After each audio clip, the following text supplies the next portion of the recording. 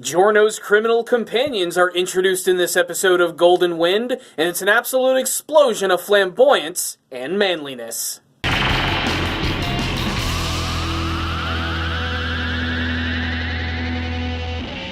Greetings, my friends, it's time for another review of JoJo's Bizarre Adventure Golden Wind. And yes, I'm doing another cell phone review, a lot of that due to the fact that I am out of town yet again. This time I am here for a friend's wedding, but of course I had a couple of hours to myself, and I thought that that would be the perfect opportunity to watch this episode of JoJo's Bizarre Adventure. And so far I can honestly say that this is probably the slowest episode of Golden Wind thus far, but it was still immensely entertaining as we are fully and formally introduced to what are going to be the main characters of the series, and that's Bruno's gang, this group of super flamboyant stand users who look like they're going to be very important to the storyline. Now, while we don't necessarily get to see them in action in this episode, I have a pretty good idea of what their stand powers are actually going to be, and a lot of that is because a lot of that was sort of spoiled in the intro, and I'm going to talk about each of them individually, but this was a pretty simple episode right here.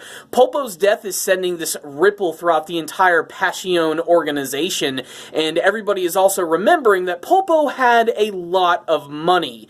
Gold. A stash of cash, if you will. Something that he kept very secret, and now that he's dead and this money wasn't going to be given to anyone, everybody wants their piece, including Bruno himself. And this is going to be a perfect opportunity to see if Giorno is going to work really great with his boys, his very own gang.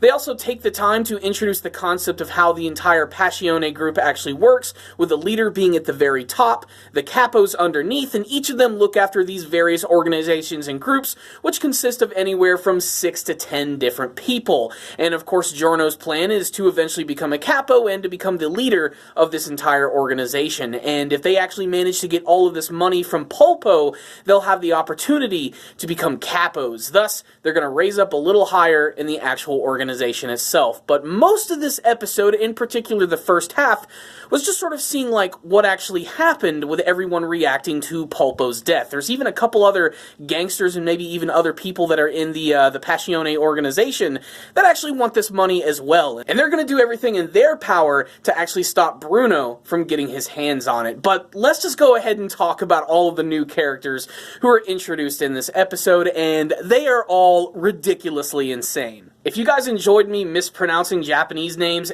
get ready for me to mispronounce some Italian ones. What I will say is, I love the designs of these characters. They take everything that's unique about JoJo and kick it up to 11. I mean, these guys stick out like a sore thumb. They are just so insanely ridiculous and flamboyant, but I love them all. They all have extremely crazy personalities and equally crazy designs. And let's just sort of go down the line and talk about all of them. First, there is Mista, who's a character who's wearing some sort of very strange cap, and if the intro is any indication, it looks like his main weapon of choice is going to be a gun. And his stand power, I'm guessing from the intro indication, is that he's going to be able to reflect bullets in multiple directions with his stand. Like, he'll fire a gun, and then his stand will come out, which is actually a group of like small little imps, which can kick this bullet into multiple directions. I think that's honestly pretty freaking awesome.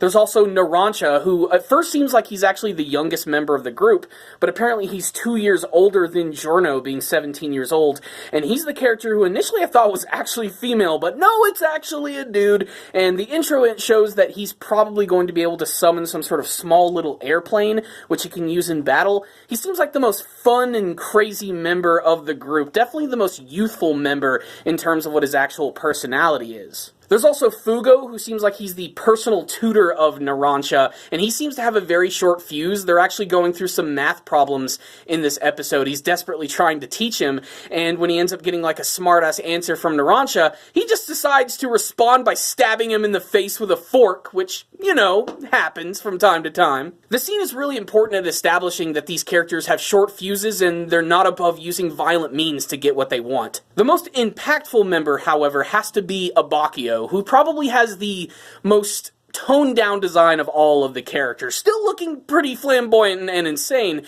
but he goes through a lot of links in this episode to basically let everyone know that he hates Giorno. He doesn't trust him, he doesn't want a new guy to be a part of their group, and he even goes as far as to try and trick him by literally giving him piss to drink. He mixes his piss with some tea for Giorno to drink, and he ends up just downing the whole thing, freaking out everyone, but Giorno was actually able to use his stand to transform one of his teeth into a jellyfish, which actually sucked up all of this piss. Just saying that out loud makes me realize how fucking insane this is. The episode ends with Bruno and his boys, and Giorno, who's just joined the group, renting a yacht and getting ready to go out in the ocean and go to this place called Capri, which is apparently where they're going to be able to find Polpo's gold. But little by little, the members start suddenly disappearing from the ship, and there is a mysterious stand user on board who is trying to snuff them all out so that they can get the secrets of where Polpo's hidden treasure is. The only ones that are left are Bruno, Giorno, and Abbacchio. And again, Abbacchio does not like Giorno. He doesn't want to trust this guy at all.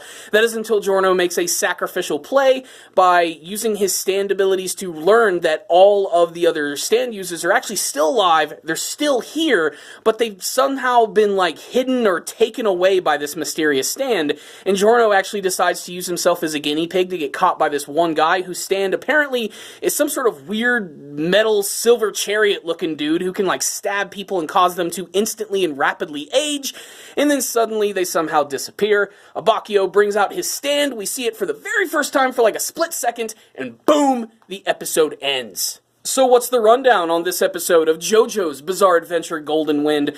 Another good episode, but I have to admit it was a little slow. But they had to introduce 4 brand new characters, and still I don't even know anything about them outside of their superficial appearances, what I've seen in the intro, but I have a pretty good idea of what these characters are going to be like, and as far as like a main cast for the JoJo series, as far as like the main cast for a JoJo anime series goes, I'm pretty freaking psyched for this one right here. I mean, it's hard not to get excited to have a group of characters who are finally not so goody-goody and self-righteous. I mean, these are gangsters. They're mafia dudes, and they're not above doing super violent things.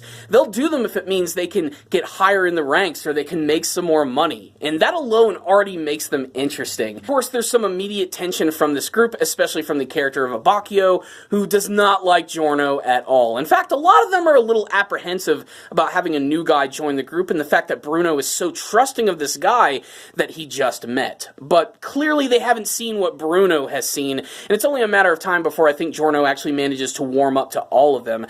Still, I love the mystery of seeing what this stand user is going to be. They might have actually shown him in one scene earlier in the episode, this guy who was driving a car very, very badly, who suddenly disappeared. This might be the guy who's actually going after Polpo's gold.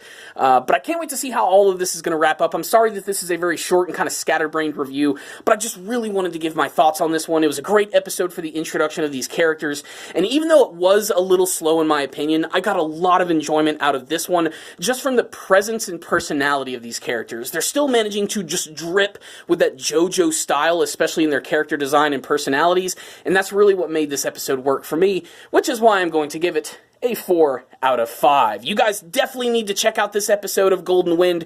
If any of you did watch the episode, tell me what you thought about it in the comments section below, and what you hope to see from the rest of JoJo's Bizarre Adventure Golden Wind. Thank you guys for watching this review. I'll see you all next time, and as always, stay down there, baby.